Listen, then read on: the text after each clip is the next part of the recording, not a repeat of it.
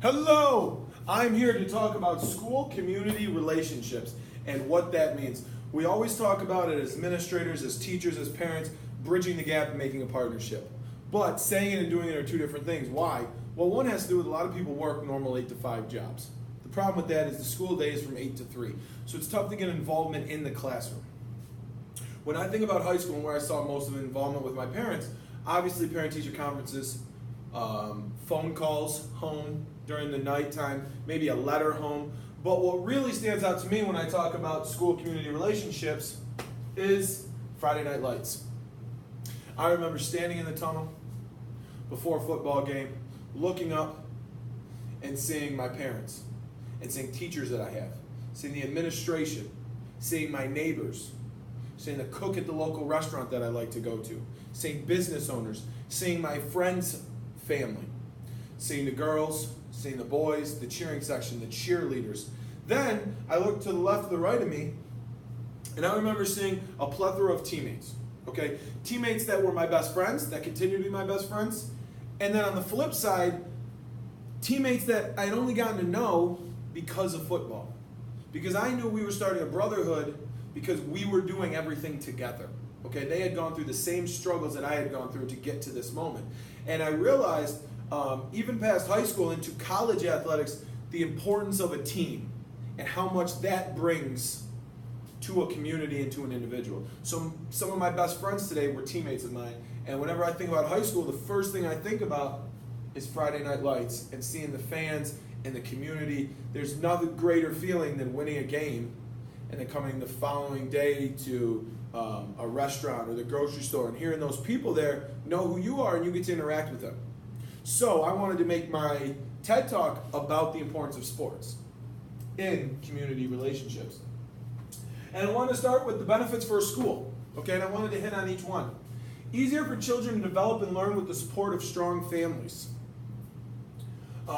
Boost in morale, heighten engagement in their work, a feeling that their work will net results, build a well-educated citizen ready to take on responsibilities as contributing community members. So what I'm saying is, when you have a strong community, all of these things hold true. And it goes well beyond math, science, social studies.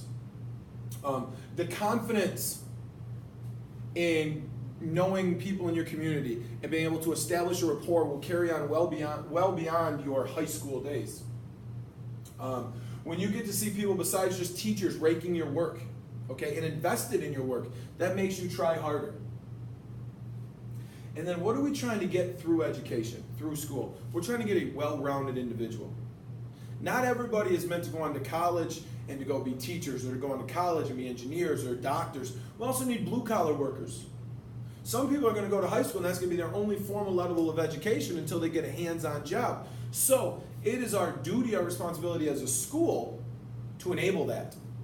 And how do we do that? We do that with allowing them to intermingle with the community while they're in high school. We put too much emphasis on regions and tests and homework, and we should be putting more on our engagement with the community, what we're doing. And as you can see, children develop and learn with the support of strong families and communities. We know that that's a fact, so then we have to work on make sure that we're maintaining and strengthening those relationships. Okay, next, what school districts currently implement? What do we do in terms of community-student relationships? Okay, and it's very simple. We do parent-teacher conferences once, maybe twice a year, as Whitaker would say in his book. We do career day or career fairs.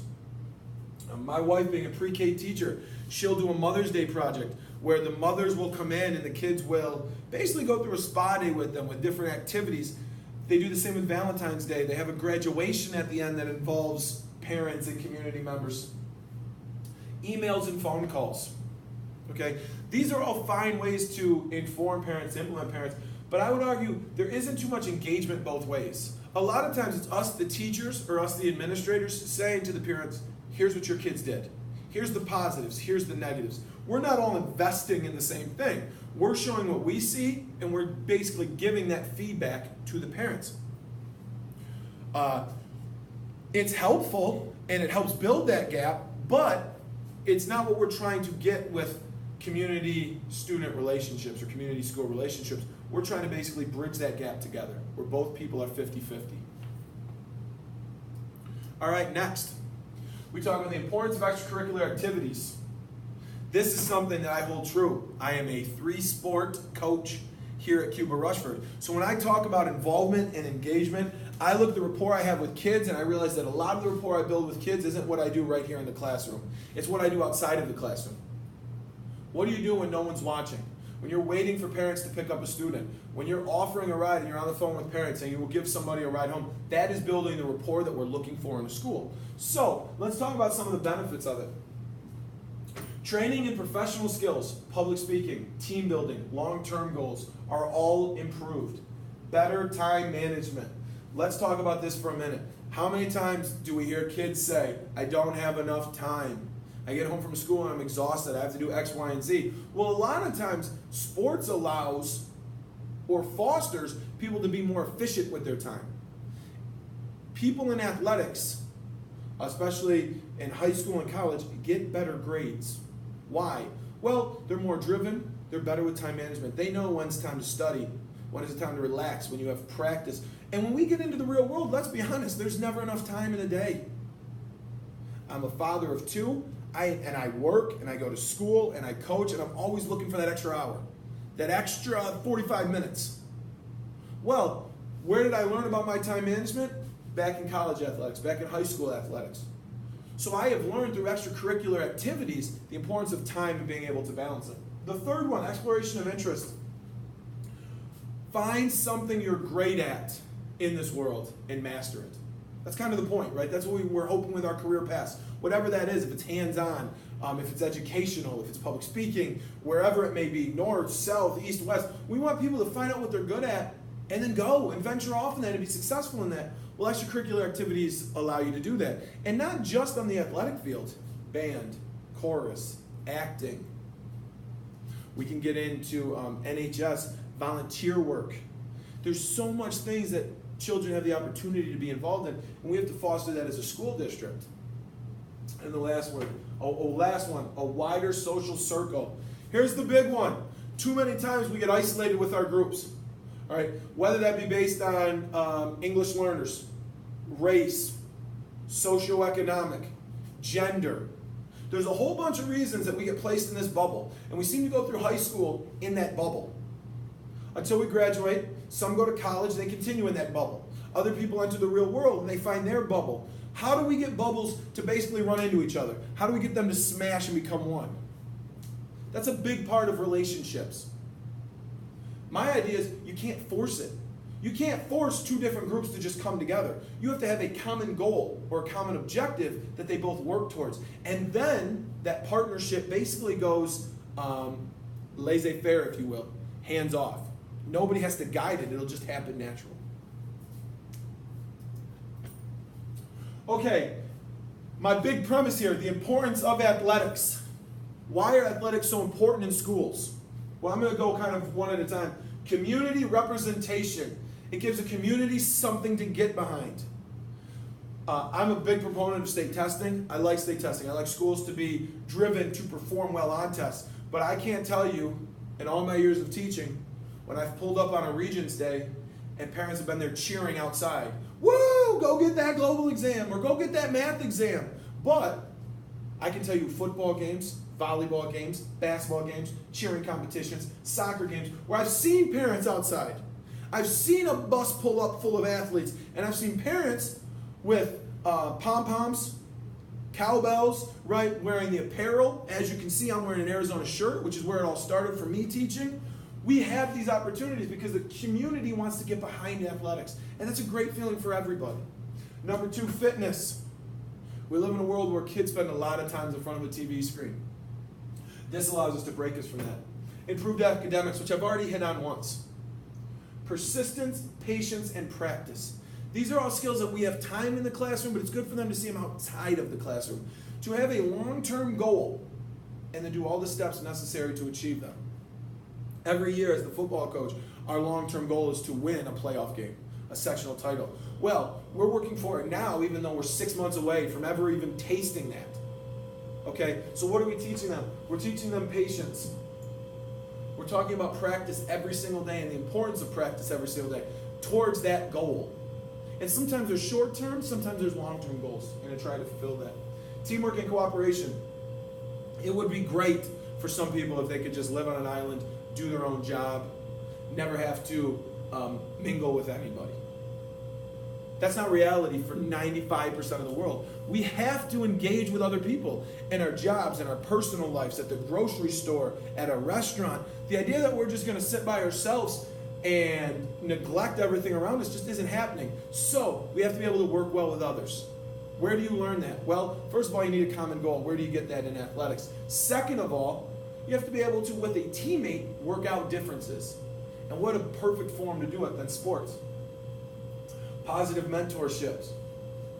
My football program, for example, has 8 coaches. Not all teachers. We have a lot of volunteer assistants that want to give back to their community. And that's the important thing. They're learning every day about positive mentors, positive relationships.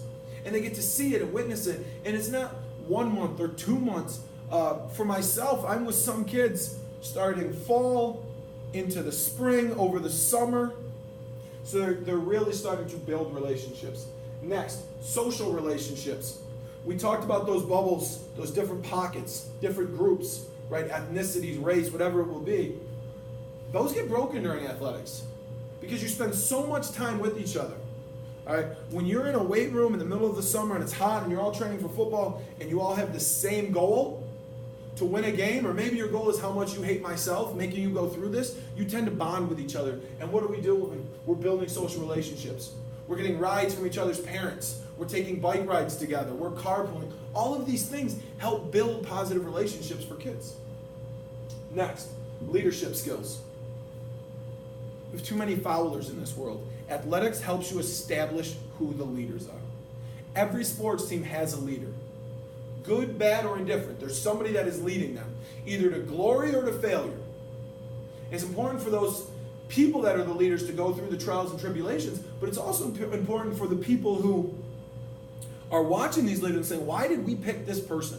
What attributes do they have that I don't have? What can I learn from it? So we're even learning from the different social groups. Success mindset or successful mindset. To me, that's one of the most important things. You play to win the game.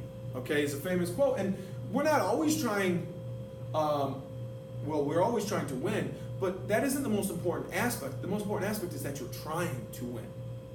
We try to put ourselves on a pedestal. And that's something in life we don't do well with as a society, right? We try to teach too much that failure is accepted. It's okay to fail, but it shouldn't be accepted. We should work over our failure and try to win the next one and the next one. And I always say sports are the most realistic life example of that. Because I never want you to fail a test, right? But we may lose a game. And what can we take from that and build moving forward? How does it bridge the gap? So how do sports and communities bridge together or come together? We have a couple of reasons here. Everyone plays sports regardless of socioeconomic, English language learner, and ethnicity. Okay? If I can shoot a basketball, I don't need to be able to say hi. I don't need to be able to talk with my peers. I know the game of basketball. We can all play it. I don't need equipment to play the game of basketball. I just need a ball and a hoop. So now I'm bringing groups together. You go to parks throughout any city in the country, what do you see? Different groups of people playing together. And then when you have kids playing and you're successful, then you will have parents watching and community members wanting to be a part of this. I brought up Friday Night Lights, but it goes so far beyond that. We talk about a Wednesday basketball game, and I see places all over the country packed. Why? Well, you have community members and parents that want to come together and watch this. Parents generally watch their children perform. So now, when the kids start to buy into different socioeconomic or different religions or different ethnicities or English language learners, and they start to bridge those gaps, now parents are going to bridge those gaps. And you're going to be introduced and you say, hi, my kid's number 5, my kid's number 23. You know what we dislike? The team we're about to play. Hey, that was a great shot by your son. Hey, thanks, great job by your son. Now we're starting to get those positive interactions and they're natural. They're natural. They're not forced by us as administrators. And then, parents cheering against opposing school builds school pride. School pride. You want people to be part of your community? Build pride. That's why I'm wearing this shirt. Right? I have pride in my old school. I have pride in my current school. How do you build that? By winning. By having nicer stuff than the next school.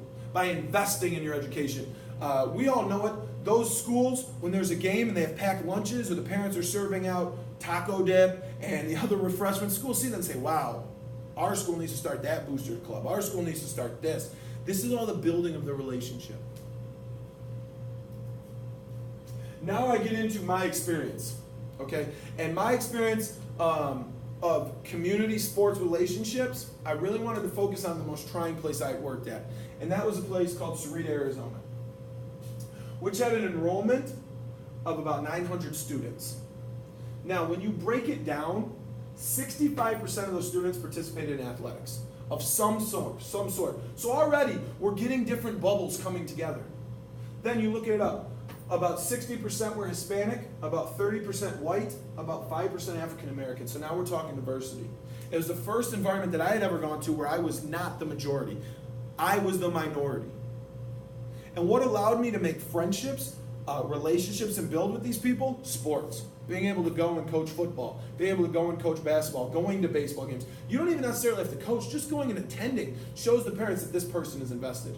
It also helps break language barriers. One of the biggest problems I had in Arizona, you can see right here's a picture of our football stadium. On this way, basically, is the Mexican border. We were right on the border, about 15 minutes away. So, English second language was very prominent and prevalent in our school district. I would say about 20% did not speak English. So we had to work with those obstacles in front of us. And we saw that, how were kids able to learn English? The basketball court, the football field, just everyday interactions with kids with things they could already do and feel natural with. The other thing, 35% are economically disadvantaged. Okay, 30% on free or reduced lunches. So now you're taking the prevalent families from Tucson that were moving down in the suburbs. You're taking the poor families from the border of Mexico together. Where do they have common language? Where do they have common ground? On a football field. Because all those parents from wherever you came were all going to watch the same venue. They were all going to interact with each other. And I learned a lot about community relationships through my time at Sarita. And I think it made me a better teacher, a better person, but it made me a stronger relationship with that community because we all knew we were invested in the same thing. So, then we get into more community involvement. How do we get more community involvement? It's more than just sports, right? We have to add more to it as an administrator. So, some of the things that I focused on and how to kind of bridge that gap were very simple.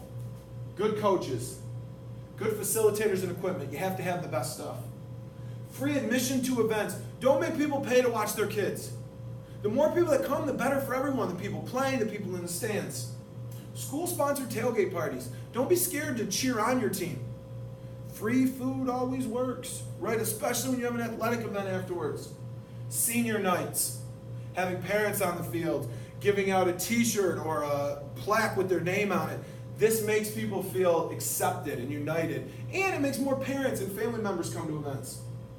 Athletic banquets, where we're giving out awards and all-star leagues. People want to attend that and see the great things that the school has done in terms of athletics. School buses to playoff games, bringing parents, bringing students, follow your team. A lot of these things are already in place now. We can just strengthen some of the goals by having more of these outside interventions implemented in our current sports programs. And then pep rallies, getting people hyped for things. So, where does that bring me to the result? What is this going to do when we tie sports and community together? More cohesive school community. We are bringing that involvement together, but we're not forcing it. We're not making teachers or parents take time off.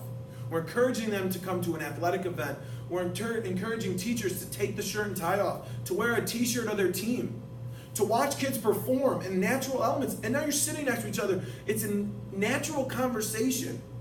And you see that everybody's invested. Next, opportunity for community members to bond outside of the classroom.